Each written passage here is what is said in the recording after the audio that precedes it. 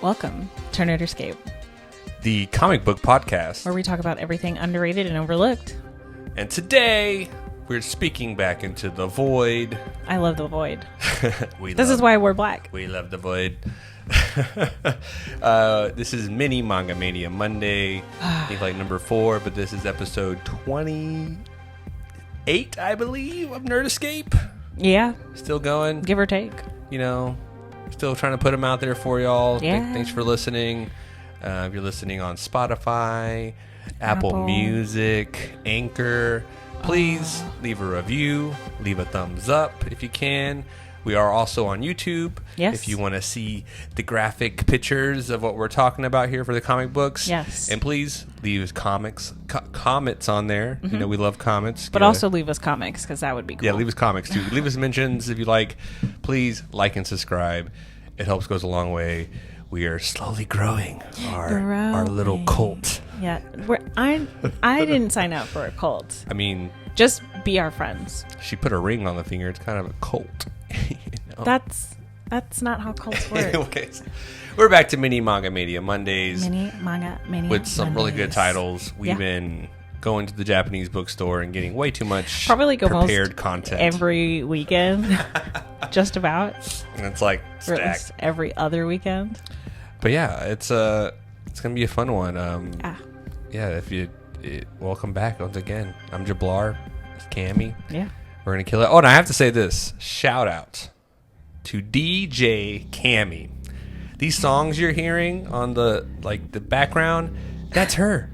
She uses the software system we got from our little interface, and she's in here just like, I'm like, what are you making? I'm like, damn. Yeah. Yeah, killing it. Catch me at the next festival. Like, she almost has us completely independent from using any other free music source, and I'm like, I'm down with that. So look out for her next track for this episode. She's probably gonna put it together on SoundCloud. Hey, become a SoundCloud DJ. But good shit, DJ Cami. Thank you. Give her some props in the comments. Yeah, tell me how good it is. Yeah, and if you want to use them, I'm pretty sure she'll be gladly giving them to you. You have to pay me $5. 99 cents. 99 cents. $5, sir. Back to it.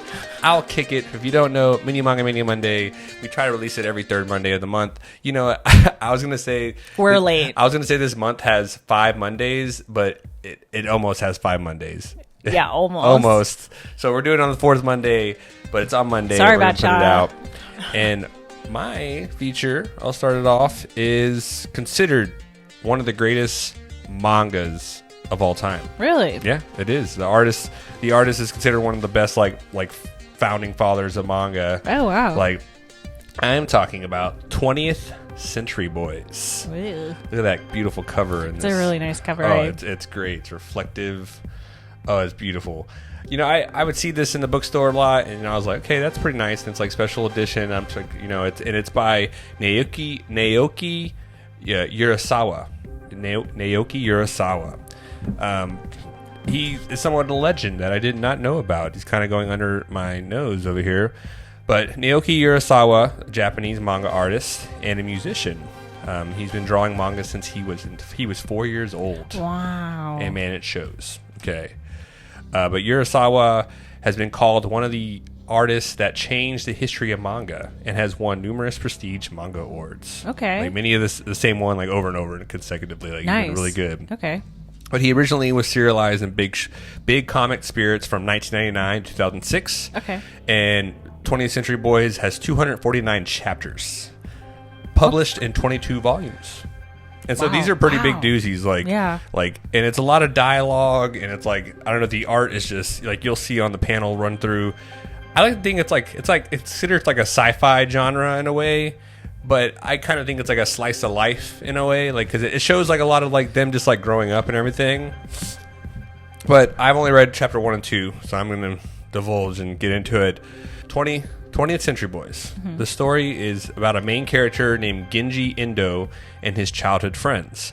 And to me, it has a Stephen King feel, It. You know how they keep her flashbacking to when they were kids, yeah, when they're adults and they're kind of dealing with things. It does that a lot with this. because it takes place in the late 1990s, where Genji and his friends are adults and they're dealing with adult life. Like Genji is running his dad's convenience store, and his sister like abandoned her child with him. Okay. So he's like running a convenience store like a kid, like a baby on his back, and he had his mom playing all the time. And he like runs into his childhood friends and everything. But the story, it keeps flashing back to 1969, where young Genji and his childhood friends, his friend Yocho and Yoshiitsu and Maru, they build like a summer fort. Like they take like all these tall grass weeds and like tie them into like a bundle and makes like a little dome. And they call it their secret base. And they do a lot of kid stuff there. You know, they look at porn, they read manga. Is that what kids do? Back in the day, they do that together? You'd have the internet. You're like, hey, look at this magazine, 1969. You know? I guess the boys do that. Yeah, the boys. I mean, anyone from 1969, what were the girls doing in 1969? Let us know. What do you think the girls do in 1969? Minding their business. Well, they were minding their business too, looking at what they want to do in boy stuff. Okay, is that too much? Yeah. But anyways, yes. They're in their hideout, having a good time, being boys, and they even make this symbol for the base, and we'll show it. It's like a hand symbol, and it's like kind of their whatever, like their childhood, like little clubhouse thing. And they make up their own like manga or story, and it's about, they call it the Book of Prophecy, and pretty much it's about how villains rise up and they destroy the world. They send a bacteria like pathogen that attacks like San Francisco, it attacks like London, and they blow up an airport, and then the villain builds a big huge robot to destroy the whole world, and Genji and his friends rise up and become heroes. This is all written in a book that they made up when they were kids.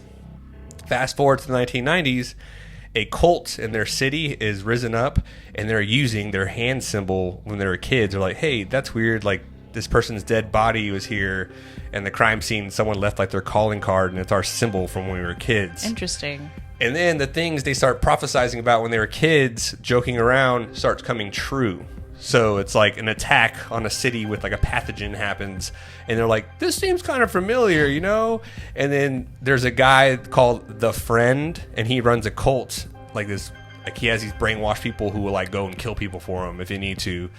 And so him and his friends have to remember what they prophesized about when they were kids, because someone who they knew but they don't know who it is taking their little book of prophecy way too seriously. Okay, so they have to remember what they wrote in the manga, and then they kind of figure out like it's none of them, and it's like one of the kids that was just passing by, and like I still don't know. Okay, and then there's some other cool additives. There's like a lot of characters. Like there's a bum who like has like a veteran hat on.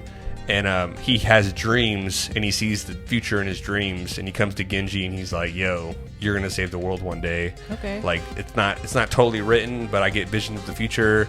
And then someone escapes the cult and is like on their deathbed and tells him like, hey, like you're the prophecy Genji, and he's just like, what? I'm just trying to take care of my sister's kid, calm down. And the artwork it's just a class. It's like a class act, like Urasawa could just put on a class with how he's doing this. Like, if I think it's a good reference, I might, take some reference skills from it. He just shows life with the kids in the 1969 and when they're adults, and just like the neighborhoods they're all in. Mm-hmm. It's amazing. So I highly recommend, if you haven't heard, if you're a manga fanatic and you're like, you haven't heard 20th Century Boys yet? Yes, I'm just getting into it. But if you want to try something new, that's like a classic. Dive into it like I am. I'm only on volume 2, and they're thick boys, and I'm eating them up. That sounds weird. He said it here first. Eating up these thick boys. Ooh. Watch out. But yeah, that's 20th Century Boys. Okay. Read volume 1, 2, and I highly recommend it. That's my mini manga mania. Why are you covering my face? It's like a face on a face. Rude. She's Genji. No, I'm not. That's so rude. Like, I didn't mean to. Wow. Am I ugly? You're not ugly.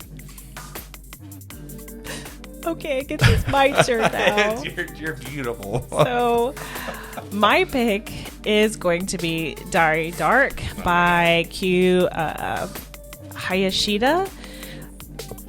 When I tell you that after watching Dorohedoro on Netflix, I knew I had to find if this creator had anything else.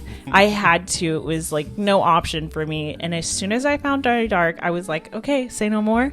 I'm going to read it. And I absolutely love Dai Dark.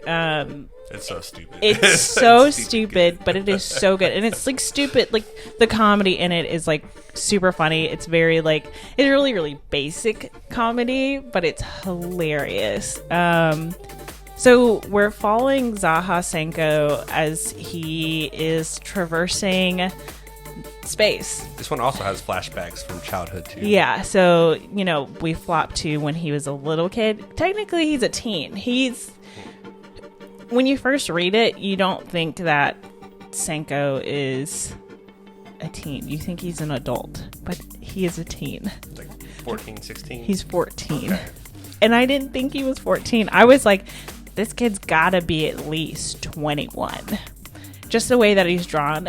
I mean, I think that's kind of one of the things within manga is that the characters are drawn to kind of look older. Oh, yeah. It's very deceiving. That's all I have to say. That's all I have to say. So we're following him as he traverses space. He's got this like backpack that's made out of bones, and his name is Avakin. They call him a Paggy. So a lot of the big timers have these Paggies, and it's, you know, it helps them travel, kind of helps them get through situations, carry things, stuff like that. But I absolutely love this manga. I'm going to read the synopsis because it's weird. I like reading synopsis because it's kind of hard to explain. Like, you've got Zaha Sanko who's going around with his Paggy, and he's trying to find bones and he's trying to stay away from danger because people from different planets are trying to kill him because whoever possesses his bones is granted wishes. So supposedly he's trying to stay away from anyone he possibly can, but he's also searching for whoever, like, it's a curse. So whoever put the curse on him, he's trying to figure out who did it while also trying to stay safe. So it's crazy. It kind of is very similar to, or I don't want to say very similar, but similar to how Dorohedoro is, because the main character in that one, he's trying to figure out the curse because he has an alligator head or crocodile. Don't know. Lizard head. They're same thing. A reptile. It's more like a reptile. He's a reptilian. Alligators and crocodiles aren't the same thing. Do you know the difference? Well, one lives in like salt, right? And the other like salt water, and the other one lives in freshwater, right? Alligators are freshwater, and crocodiles can do both. Scary. Continue with the synopsis. What's in Florida then? Alligators is freshwater. Ugh. I mean, it could be saltwater. It's crocodiles. Okay. Floridarians. Zaha Sanko's body has great and terrible powers. They say that possessing his bones will grant you any wish, even the desire to become ruler of the universe. But Sanko is still a teenage dude with his own life, and yet he isn't about to let every monstrous lowlife in the galaxy rip him limb from limb. He and his skeletal buddy Avakin will use their dark powers to fend off any murder attempts while they search space for whoever put the curse on Sanko's bones, because killing them might end the madness. And then Sanko can celebrate with his favorite spaghetti. Oh, yes. Meatball spaghetti sandwiches. It's a meatball spaghetti sandwich. That is like, oh my God, the best thing ever in there. It's like, if you haven't heard of Dorohedoro, it's kind of like, it's just the dark humor. It's dark humor. And this one, like the art, I didn't realize how scratchy the art was. It's so scratchy, but I love it. I think it kind of fits into your like gutter punk, your shoe juice. It kind of does. This one has a little bit more. This one's a little bit cleaner. Yeah, a little cleaner. Opinion. But honestly, there's still some gruesome stuff. Like, he has a spaceship that's like they call what's a spaceship called? It's called something. It's basically a putty meat dog. and there's like a little dog that walks around, and he has like a butthole that plugs stuff in, and he noticeably be like, yo, yeah, this plug in my butt, like. And it's so funny because like the spaceship that they're in is the dog. Yeah. And so like when you see, there's different like points of it where you can see an X where the butthole is supposed to be on the ship, and I think that's where they enter in, and it's just so good. It's really funny, and it's just Sanko. It flashes back to when he's a kid, and he still has like the Paggy, which I think is kind of like his little protector, Avacon. Yeah. And Avacon's just a skeleton, like, and it's a manga, so it's kind of like, I don't know, brownish, like tinted skeleton, and he's like living in this like sanctuary, like kind of with these teachers, and he has to be secretive. And I think one of the funniest things is he has to register his name to become like he can't register his real name, otherwise people want to steal his bones, right? And he's like so hungry, and Avacon's like, what do you want your registered name to be on? Like, what do you want your name to be?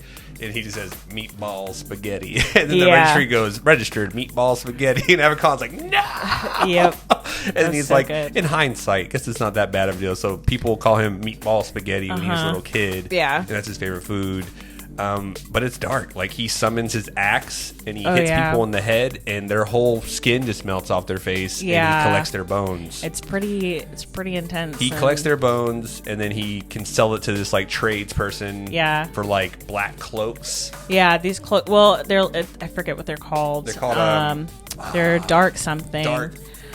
It's called a dark hide. Yes, it's the dark hide. It's dark hide. So it like gives him, like, he has the power already, but the dark hide enhances it. And so, like Jublar was saying, he can trade the bones that he gets from killing people to the trader, and he can get like more advanced dark hides and like different It's kind of like amorphous, like growth can like spread out across his body. Yeah. And then I say your favorite character, probably the coolest character, is Shimada Death. Oh God. It's just like this three-eyed, like we'll show the pictures. She's hot. Yeah, like it's like this three-eyed like helmet armor, and she just goes like, you're dead, and like the person dies, and it becomes friends with Sanko. Yeah, and I think they're probably around the same age, but she's hot. She's hot. Like Q really knows how to spice it up. I was like, oh my God. Yeah. I mean, but here's the thing. Hayashida, she wrote this, and she knows how to write a really good story, and she knows how to write really good characters that have really, really good character building. Like the character plots are really, really good. So you kind of see those ups and downs and like really seeing dynamics, which is great to me. I love seeing the dynamics of characters play against each other. Oh, yeah. Avakin hates death. Like, they are not cool. And Avakin's protecting Sanko. Right.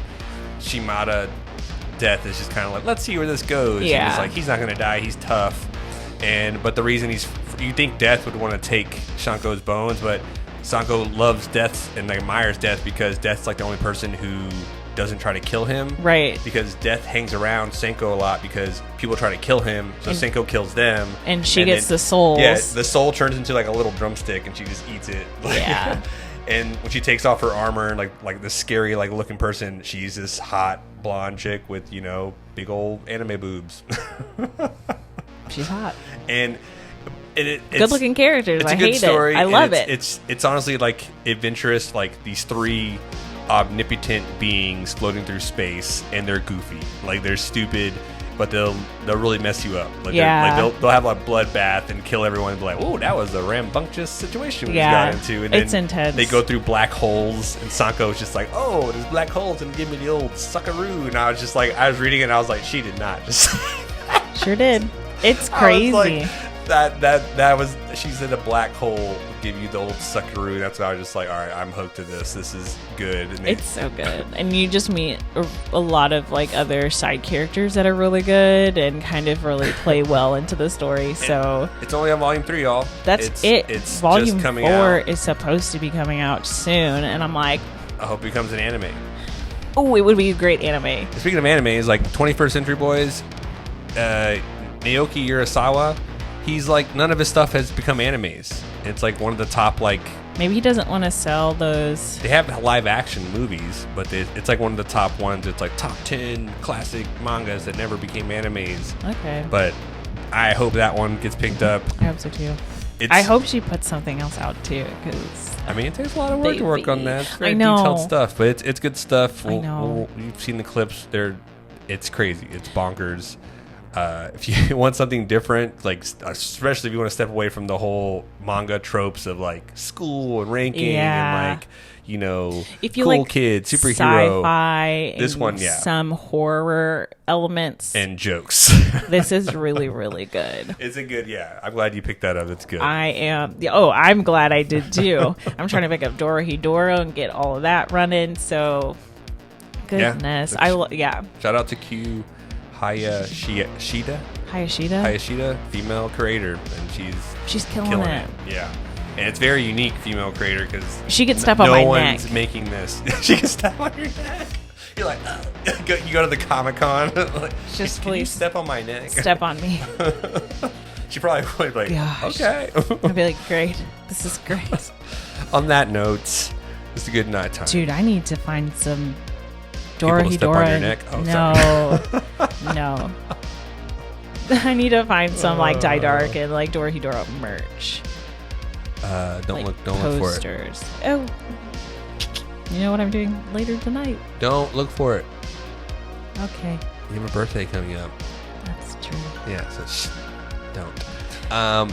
Anyways, let's cut this Mini Manga Mania short. So aren't they always short? I mean, we're running a little bit. Yeah, here. we're kind of running close. But thank you for listening. Yes. Once again, this has been Nerd Escape. Did you forget the podcast? No, I was okay. Once again, thank you so much for listening.